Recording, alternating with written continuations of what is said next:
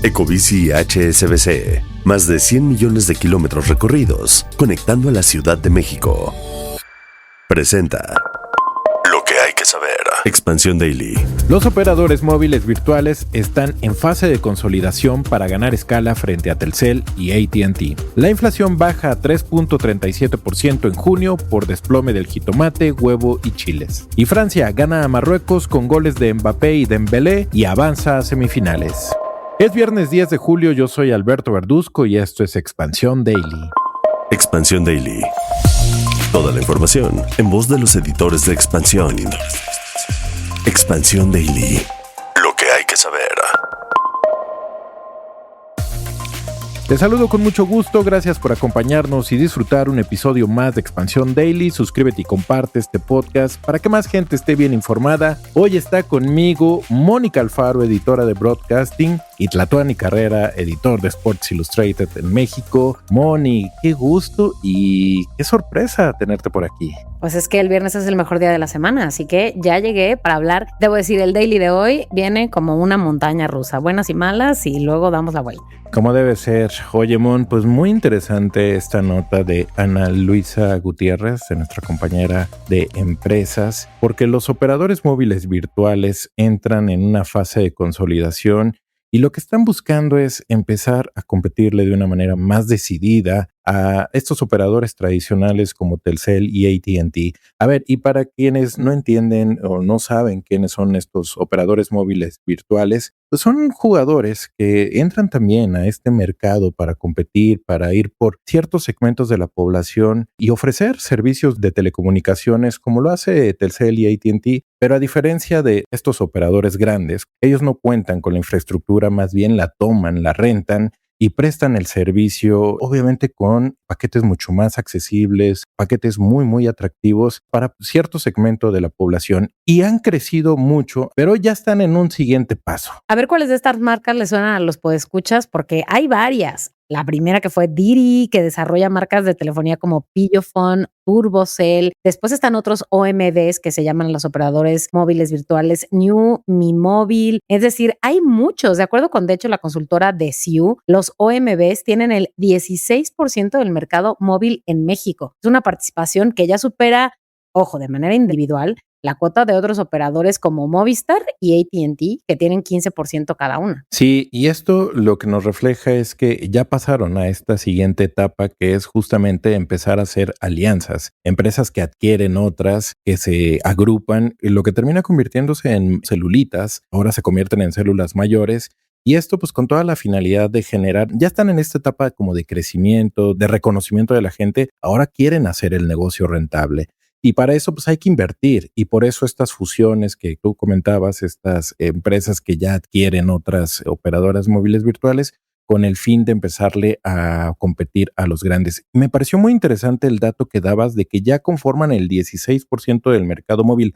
Esto casi en términos generales es como para que ustedes entiendan, es 1 de cada 6 personas que tengan un servicio pertenecen a estos operadores móviles virtuales, es decir, cada vez son de mayor aceptación con el público. Lo que han estado haciendo es de alguna manera comer el mercado de las más grandes, ¿no? Uno de los segmentos, de hecho, donde podría ponerse más ruda la competencia es el sector de prepago, que si bien es cierto, tal vez no es donde hay mayor cantidad de dinero de entrada, pero sí es un segmento estratégico para la operación de las telefónicas porque esos clientes pueden migrar al plan de pospago. Entonces, es digamos un nicho muy grande que puede hacer la diferencia. Además, este sector de pospago tiene el 82% de las líneas móviles en México. O sea, es un montón de gente que son, digamos, no que sean clientes potenciales porque ya son clientes, pero clientes más seguros, muy potenciales. Obviamente, ¿dónde está la diferencia? En las estrategias comerciales. Ahí es donde en buena medida recae la competencia porque ¿a dónde nos vamos a ir? A donde nos ofrezcan mejores planes, pero claro, que tengan cómo hacernos saber esa información, esas promociones, esas distintas capacidades de pago, ¿no? ¿Y sabes quiénes son los grandes ganadores cuando el mercado comienza a tener mayor competencia? No solo lo estamos viendo aquí en este tema de telecomunicaciones con los operadores móviles virtuales, también sucede en la banca con la llegada de las fintech, los neobancos, las sofipos. Todo esto al final de cuentas, Mon, lo que genera es competencia y la competencia obliga a los participantes a ofrecer productos de calidad, mejores productos y obviamente mejores precios. Así que bienvenida a la competencia, Mon, porque esto a quien va a beneficiar en última instancia es al consumidor. Y ya que estamos hablando de historias que terminan midiéndose por el indicador más importante de las personas, que es el bolsillo, hoy tenemos una buena noticia porque la inflación nos dio buenas. Fíjate que el dato que dio a conocer el INEGI sobre junio es que la inflación bajó a 3.37%. La verdad son buenas noticias, Mon. A mí me puedes decir toda la cantidad de información que diga Banxico, pero yo donde lo veo es cuando voy al súper, cuando voy a comprar cosas al mercado. Y esta baja se puede ver sobre todo en temas de frutas y verduras. Por ejemplo, el jitomate, que cayó 39% mensual, el huevo 7%, el chile serrano 27% y el chile poblano 40%. Todas estas son ingredientes o elementos súper importantes en la dieta de los mexicanos. Es una buena noticia porque normalmente las personas lo que más ubican en el bolsillo es cuando van al supermercado. Y que tengamos precios del jitomate que cayeron, del huevo que cayeron, estoy seguro que mucha gente sí está sintiendo una mejora en el poder adquisitivo. Y además otra buena noticia, yo creo, Mon, es que en los meses pasados se decía el mundial va a presionar la inflación, el mundial va a presionar los precios. Lo cierto es que este dato que ayer dio a conocer el INEGI de junio ya incorpora una mitad de lo que es el mundial, porque el mundial empezó el 11 de junio y son datos hasta el 31 de junio. Y esto quiere decir que el famoso, digamos, impacto que iba a generar este evento deportivo, pues al menos no se nota, no se siente en estos datos. Habrá que checar qué pasa en julio, pero creo que son buenas noticias el que la inflación la tengamos hasta cierto punto contenida. Bueno, y además cabe mencionar que la canasta de consumo mínimo también mostró cierto alivio, bajó 0.66% mensual y tuvo una inflación anual de 3.04% por debajo del 4.62% que se había registrado en el mismo mes del año pasado. Así que buenas noticias ahí, pero a ver, ¿qué fue lo que dijo Banxico, Beto, sobre el tema de mantener la tasa de interés en 6.5% y de que esto es necesario para tratar de mitigar los retos de la economía en nuestro país? A ver, explícame cómo está eso, aunque muestra cierta preocupación por la inflación en los servicios. Sí, a ver, Mon, porque hay muchos componentes dentro de la inflación y uno de ellos que preocupa porque digamos que dentro de todos los componentes que se miden de la inflación, hay uno que persiste y que los tiene inquietos, que es el de servicios. ¿Qué se mide en servicios? Por ejemplo, temas como los restaurantes, servicios turísticos, todo esto que tiene que ver con alojamiento, vivienda. Es ahí donde hay cierta presión y donde incluso pues, por el tema del mundial pudiera ser que hubiera un repunte. Ahí persiste, digamos, cierta preocupación. Y desde luego hay otros fenómenos que tienen que ver más con asuntos del clima que también pueden presionar a la inflación, como es el tema ahora del fenómeno del Niño. Por las intensas lluvias que ya las hemos visto en varias zonas del país, pueden afectar las cosechas y obviamente pues con esto la producción de frutas, de verduras y también presionar el tema de los precios. Entonces, bueno, Banco de México lo que está diciendo prácticamente es vamos a seguir vigilantes y atentos y este tema de tener la tasa de 6.5%, que si en algún momento quisiéramos relajarla, creo que no va a ser posible si persisten todavía estas presiones, sobre todo en la inflación de servicios. Ya estaremos viendo, ya vamos a darle seguimiento al asunto, pero creo que al final de cuentas es una muy buena noticia que la inflación se haya desacelerado. Es un trabajo en la que pues están interviniendo autoridades hacendarias, monetarias, que de alguna manera están dando buenos resultados. Lo que sí estábamos hablando de estos fenómenos como el del Niño, cómo afectan el tema de las cosechas y cómo pueden presionar los precios, pero también hay un punto muy interesante y esta nota de Rafael Mejía también nos habla de cómo el cambio climático pone en riesgo la productividad nada más de 2.400 millones de trabajadores. Es que ve por qué te estoy diciendo desde el inicio de este episodio que, o sea, una montaña rusa de emociones, buenas, malas, porque venimos de buenas cosas en términos económicos y ahora venimos a hablar de cómo las olas de calor, de cómo la contaminación que hay en el aire, los incendios forestales, las inundaciones, las enfermedades que se han propagado, pues lo que transforman es la realidad de los trabajadores y estamos hablando de 2.400 millones de personas que son el equivalente al 71% de la fuerza laboral mundial. Y esto es bastante grave porque todas estas personas, sus vidas se ven transformadas por estas condiciones del cambio climático. Y es un avance al 65% de lo registrado en el año 2000. A ver, no es poca cosa y por eso la OIT, la Organización Internacional del Trabajo, ha dicho que sí hace falta que los países tomen medidas porque van a haber cosas, van a incrementarse los accidentes, van a incrementarse las enfermedades laborales y esto va a poner en riesgo la productividad, la continuidad operativa de algunas empresas y esto implica la estabilidad de millones de empleos, o sea, de personas, de casas. Esta idea de que el cambio climático está solo allá afuera y no nos toca en la vida diaria ya está más vieja que nada.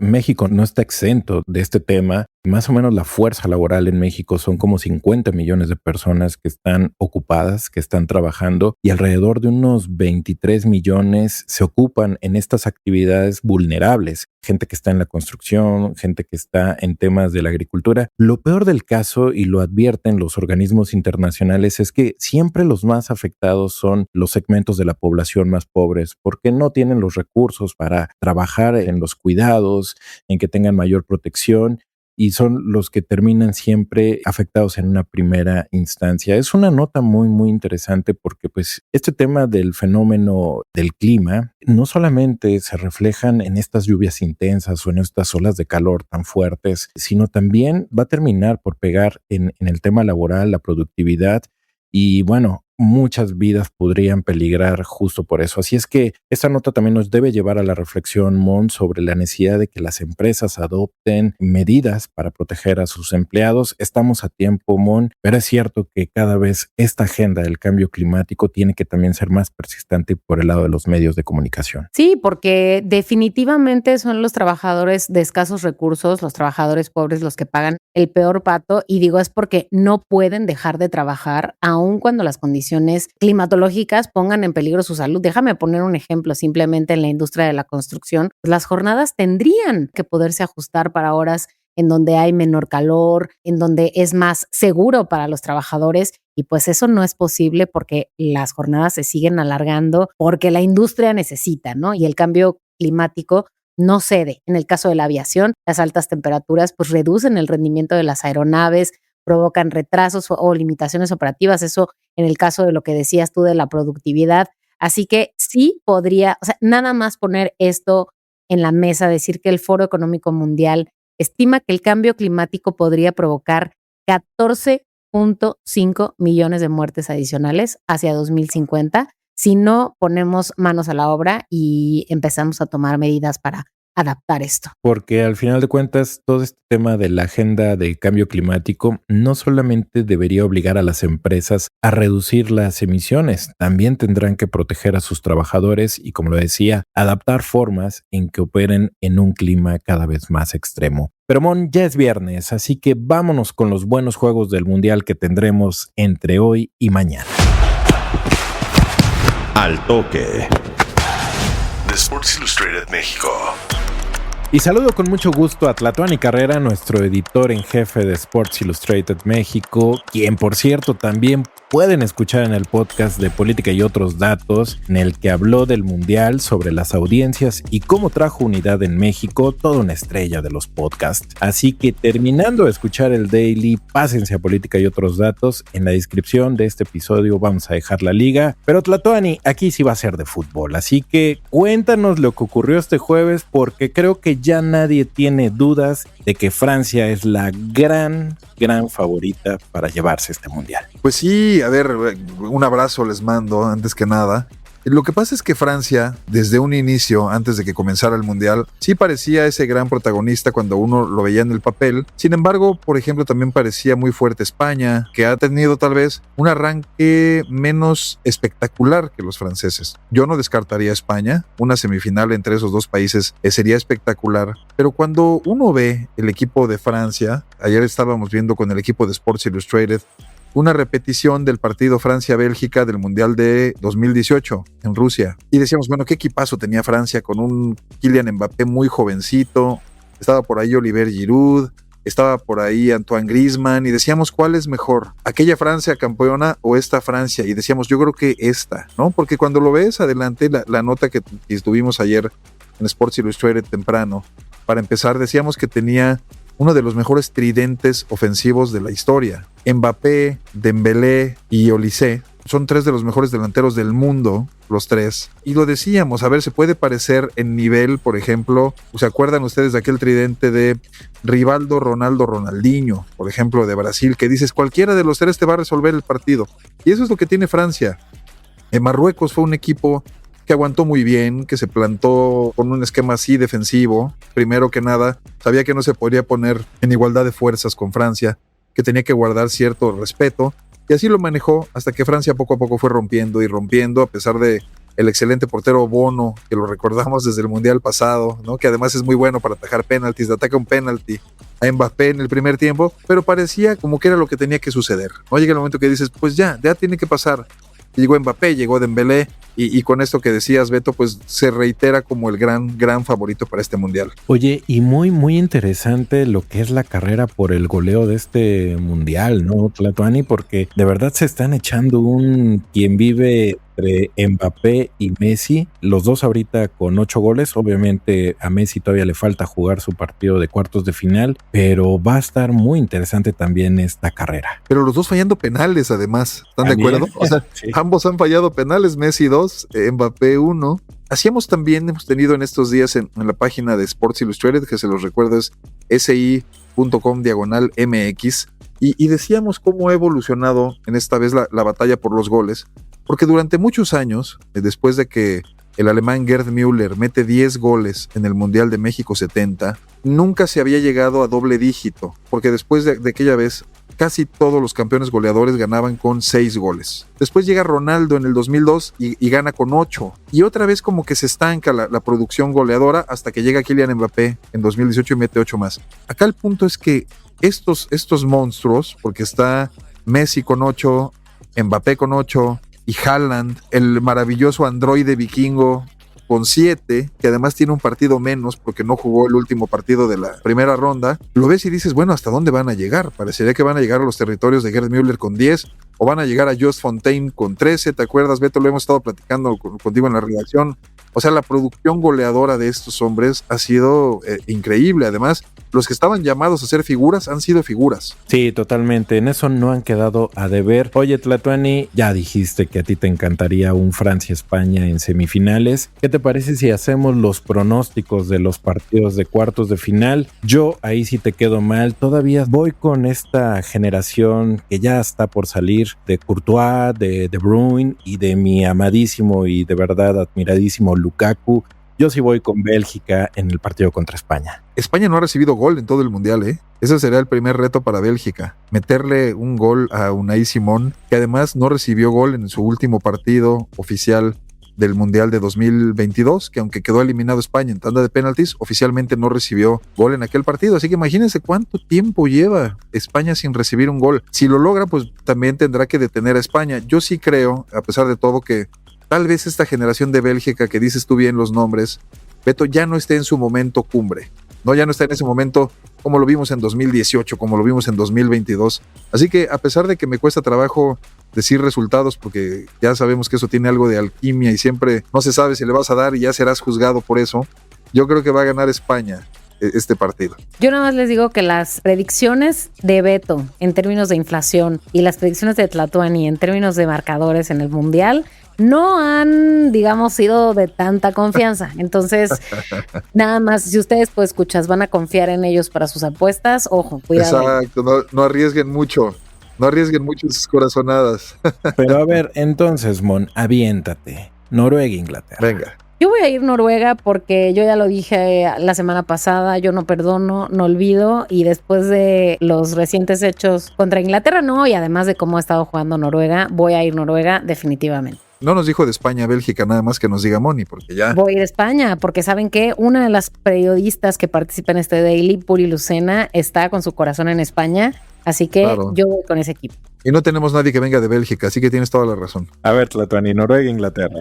Sí, a ver, híjole, va a ser un juegazo. La verdad es que viendo también que Inglaterra sí se ha sentido vulnerable. Atrás lo vimos con Panamá, lo vimos con el Congo, lo vimos con el mismo México, que le llegó 18 veces. Más allá de que le faltó esta pegada, yo creo que Noruega es un equipo sí con mucha pegada, al tener a Erling Haaland, ¿no? Entonces, a partir de esa vulnerabilidad de Inglaterra, es difícil apostar contra uno de estos grandes equipos históricos, pero le voy a poner la ficha a Noruega, nada más a ver qué tal, por como veo a Haaland, la verdad. Bueno, pues aquí los tres coincidimos, vamos con Noruega.